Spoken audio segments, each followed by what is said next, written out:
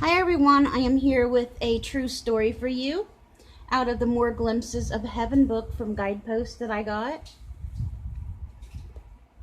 These are from hospice nurses from their patients who have passed on.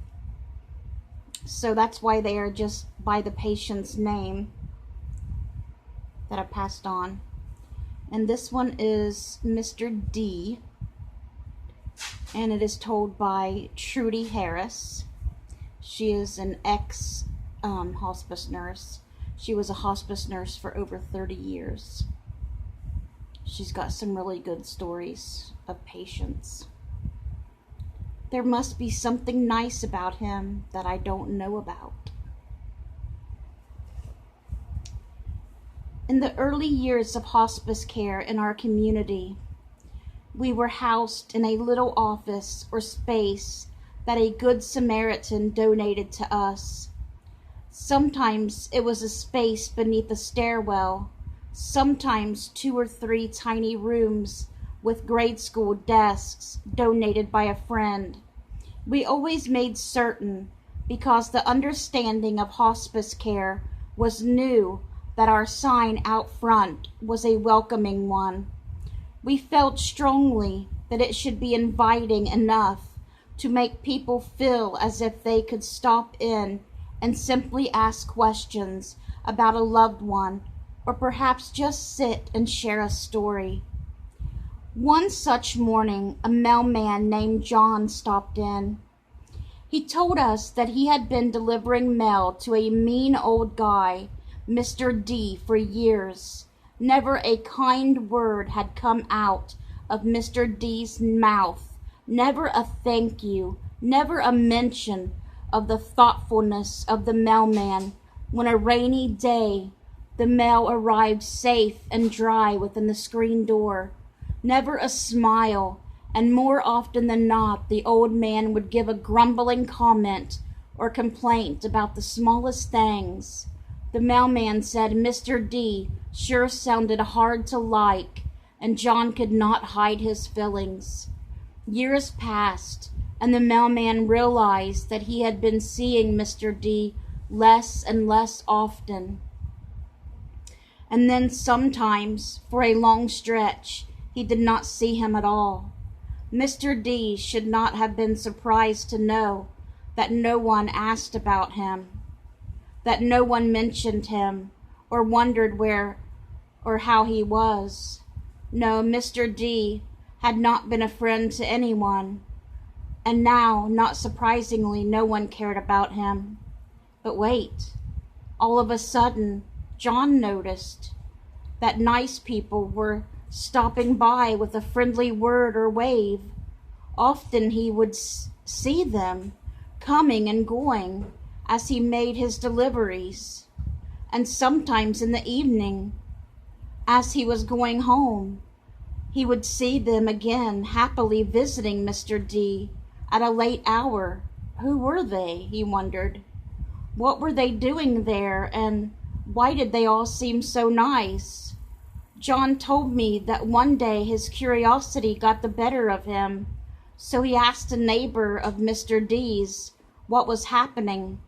He's dying, said the lady next door. All of those people you see coming and going work for hospice. They are nurses and doctors and volunteers who bring him food and spend time with him. They're taking care of him until he dies. John said that he was deeply moved by what the neighbors had shared with him. He wondered why, in all the years he had been delivering Mr. D's mail, he had not recognized even one nice thing about him that others might be seeing now. There must be something nice about him that I don't know about, he thought. We decided to ring the doorbell one morning and then ask the hospice volunteer if he could give the mail to Mr. D personally. She invited him into the house. To John's surprise, Mr. D seemed genuinely happy to see him and asked him if he could stay a while. I can only stop for a minute today because I have to finish my route, John said. But he asked Mr. D if he could stop by to check on him on his way home sometime.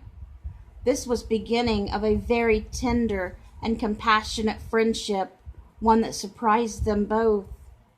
The mailman told Mr. D that although he was a faithful churchgoer and believed in the Lord with all of his heart, he did not feel he had done what Jesus asked him to do. Clearly, Jesus had told his followers, "Blessed are the merciful, for they will be shown mercy." Matthew 5:7. He felt that he had hardened his heart to Mr. D and had written him off early in his service to him. He had been given many opportunities over the years to make a difference in Mr. D's life, but had allowed his judgments to cloud his behavior toward him. He felt great remorse now for having done so and tried hard to make up for lost time. They spoke about this for a long time, and Mr. D just listened. He seemed to understand and did not respond in any way. He simply smiled. John said he was happy that God had allowed him to get to know Mr. D in the final months of his life. He found him to be a very nice man and interesting to talk to. He discovered Mr. D had a unique story all his own, as most people do when you get to know them. Mr. D confided to him one day, while they were visiting, that he had lost in 2 separate tragedies every one in his entire family. He said he had been too sad to speak to anyone about it and could not find the words to express his sorrow. He found it easier to shut himself off from the world and could not even find a way to talk to God anymore. His newfound friendship with John was a gift for him and a way to get back in touch with God, whom he knew had somehow always been with him. John and Mr. D marveled at the way God could intervene in 2 very different lives and heal each of their wounds. God always touches both sides of the coin, so to speak, when dealing with his children. I have always found it a good thing to watch closely when God is teaching someone whom I think needs a lesson, to see what it is he is teaching me as well. I have learned some important lessons when I have left myself open to understanding something that I was not looking to learn. God never ceases to surprise us if we are open to learning to love as he does. Shortly after Mr. D's death, John came into the hospice office. He told me it was the smiles he had seen on the faces of the hospice nurses and volunteers when they visited Mr. D that made him curious. It was the consistency of the care he saw arriving all day and late into the evening that made him wonder if he had misjudged Mr. D in some way. He was grateful to God to be able to make up for lost time and to have learned the lesson that Jesus taught us when he said that loving people who love you is easy, but he asks us to love as his heavenly Father does perfectly. The mailman was a faithful friend and visitor to Mr. D until the day he died. He attended his funeral as well, along with the hospice staff and volunteers who had cared for him. I know. I saw him there. He wasn't alone. And he made it to heaven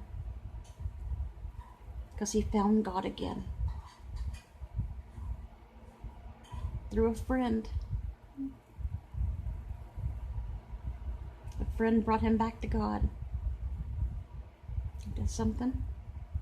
God works in mysterious ways. Good night, guys.